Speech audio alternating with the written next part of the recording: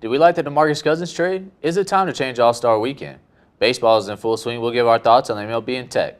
MCTV Sports 101 starts now.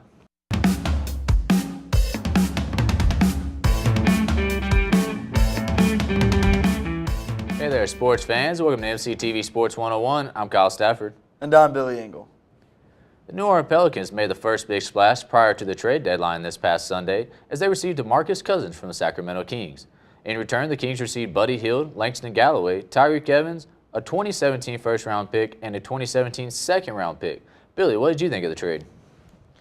Well, first off, in regards to DeMarcus Cousins and the Sacramento Kings, I think that the Sacramento Kings, I think that trade had to happen. Yeah, I think it did too. That relationship between Sacramento and DeMarcus Cousins just clearly wasn't working out. But a week ago he said he wanted to retire as a Sacramento King and have his jersey in the rafters. And he has this emotional departure where he tears up, and I believe that he has that emotion about leaving a new city. Yeah. But I think he felt that more way about the city and not the organization itself. Oh, I agree with that. And so moving on from that, though, going on to the New Orleans Pelicans and what they gained, they got a huge asset in DeMarcus Cousins. Because now you're seeing two of the most dominant big men in the game right now playing on the same team. The two most dominant. The two most dominant. And now they're playing on the same team. You haven't seen a big man duo like that as I thought of, as in Sean Marion and Amari Stoudemire. You brought up earlier as David Robinson and Tim Duncan. Yeah. This just shakes up the league a little bit. Pau Gasol and Marcus Aldridge kind of the San Antonio, except Pau's been out right now with some injuries. But they're still not at the caliber level that I think these two guys are. And just looking over the career, these are both 20 and 10 guys, 20 points, 10 rebound guys. And even this year in 2017, they're both averaging career highs of 27 points. So I think the timing is good for the Pelicans. They definitely won on this trade. And for the Sacramento Kings, I think this trade did have to happen. I don't think they necessarily got all of what they wanted in return for DeMarcus Cousins. Well, apparently they had a better offer 2 days before. I don't know what that better offer was because apparently Danny Ainge said. And why you're not taking it at that point? Yeah, well, and Danny Ainge said he didn't want anything to do with DeMarcus Cousins, the Boston general manager. So, look, I think that a key piece of this trade that people are overlooking is Omri Caspi. I think he's a good, solid guy to come in, and he's a guy that can fill the wing and be a good kick-out guy. Just knock down some threes. He's a great three-point shooter. Drew Holiday has played extremely well this year for New Orleans when he has played. Remember, he did miss early in the season due to his. People forget, he was once an all-star caliber player. Yeah, I mean, back when he was with Philadelphia, he was a big-time player. He's just had a lot of injuries and some off-the-court issues that he's had to deal with his family and stuff like that. But he's back. He's playing extremely well this season. 16.3 points per game, 7.5 assists per game. So that's good for a pick-and-roll guy with DeMarcus. Plus, DeMarcus and Anthony Davis can spread out the floor. They both can shoot the three. It'll be interesting to see if they mesh. I'm not entirely so that they'll mesh because two big guys that play like that, now they don't just play around the bucket. They do get outside and spread the floor. So it'll be interesting. I'm not sold that they're going to be a contender now. I mean, they're still – they're only 2.5 out of the it's interesting because it brings back that physical. It brings back that physical aspect to the NBA that we haven't really seen. I told some, like I was talking about, the way the NBA is going, they're going smaller. It's not a physical league. They're not, being dominant down low. So I don't know. Yeah, they're going to punish teams down low, but will they be able to defend? We know Anthony Davis is an elite defender. I'm not sold on DeMarcus Cousins as an elite defender. And hopefully, some of that defensive mentality can wear off on DeMarcus, and he can even add some of that game, or Anthony can develop him further defensively. I don't know. Yeah, well, I mean, I think it's good. I can't really say that it's bad. I mean, Buddy Hield could turn into something. I don't think he's going to be a superstar. He'll be a role player. And you know what you're getting with Tyreek Evans. Yeah, I mean, he was there before. His best years were in Sacramento. This is true. We'll see. And then they do have the picks, so we'll see if they can get something out. They're not going to be a high pick, but we'll see if they get something out of it. Real quick, just another trade I think we both like. The Thunder made a move to get Taj Gibson and Doug McDermott from the Chicago Bulls. And that was pretty good. They only lost Cameron Payne in that deal and Jeffrey Levine, who doesn't even really play for him. So I think that's good. It's going to get some help to Russell Westbrook. I think that's a tremendous deal for the Thunder, and hopefully that they can build on that moving further and try and keep Russell Westbrook. That puts them in the playoffs. Definitely puts them. All-Star Weekend took place this past weekend in New Orleans and was capped off with a 192-182 victory for the Western Conference All-Stars. Kyle, are you a fan of All-Star Weekend?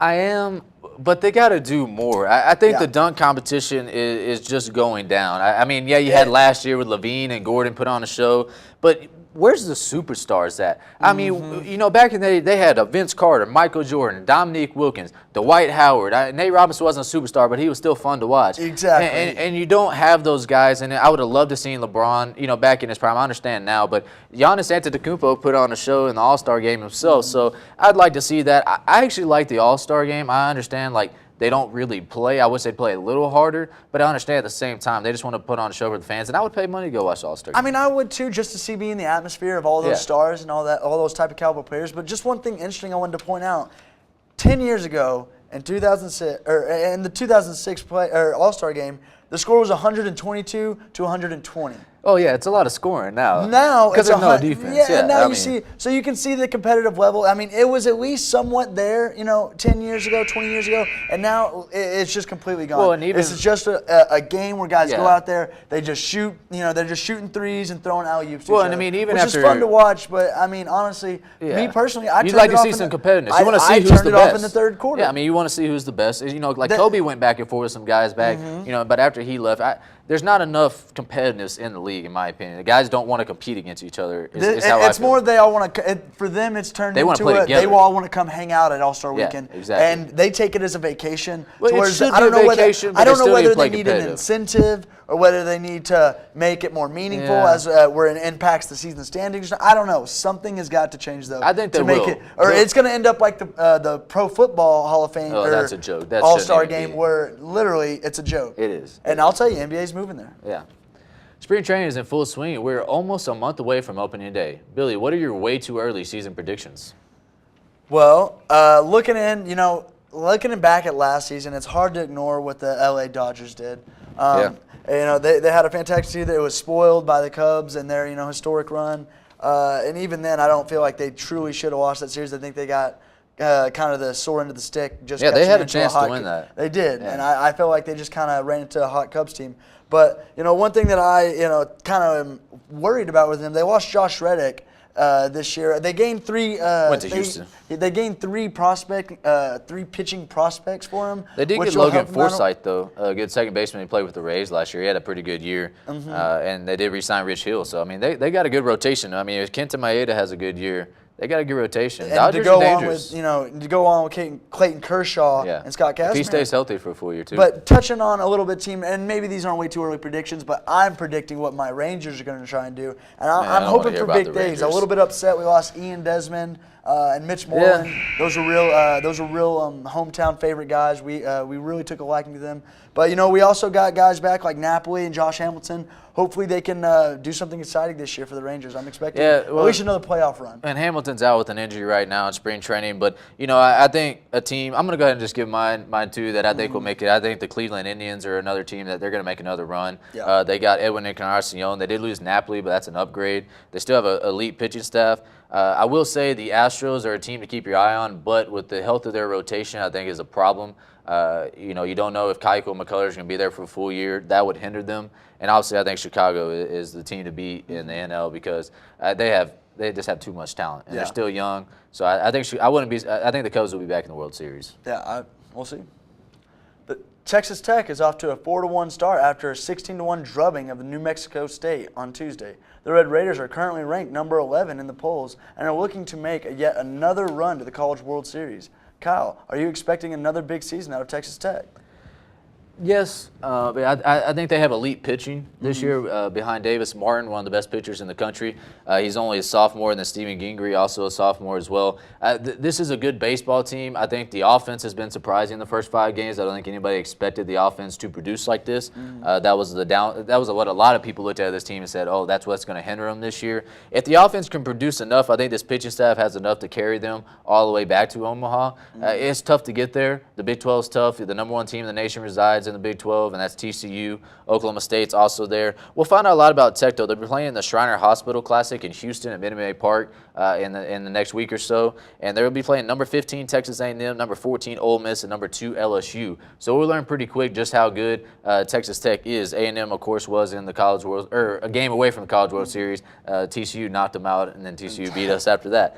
But, you know, I think right now Hunter Hargrove's a guy that's playing really well. Orlando Garcia is playing well. And, of course, the pitching rotation of Martin and Gingrey at the top. I think that's a lethal 1-2 punch, especially on the weekend series. Yeah, no, I agree with you there. And I also think that you're right. Tech is going to be able to show what they've got in this upcoming schedule that they have. And another thing, especially rolling into the Big 12 play, the Big 12 is yet again another tough conference to play, even for baseball. It's every sport, it seems like. You know, it is. You've got, you know, all the teams in the Big 12 currently have already gotten a win, and, you know, some of them have only played 4 games. And then 5 of them have only lost 1 game. So you're going to get to see a battle-tested team who's going to go through a long, enduring season. Another thing I'm looking for is Tanner Gardner. Hoping he can. Yeah, he's off to a rough start. I'm hoping he can, get out of this hole that he's in, because, you know, last year he was leading us in Big 12 play. Yeah, I thought that was with really hitting. So I feel like if he can turn it around, you know, that'll help our season and hopefully get us back to where we're ultimately trying to get. Well, and think about it. He's hitting 143, and the offense is still rolling. So imagine when he gets going. You'd like to see the offense. Tech has one of the most underrated coaches in the nation. Tim Tadlock's done an amazing job here in his tenure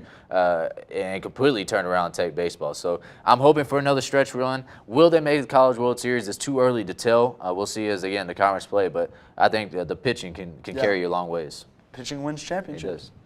Well, that's our show for this week's edition of MCTV Sports 101. Join us next week with the latest big-name stories in sports. I'm Kyle Stafford. And I'm Billy Ingle. Until next time.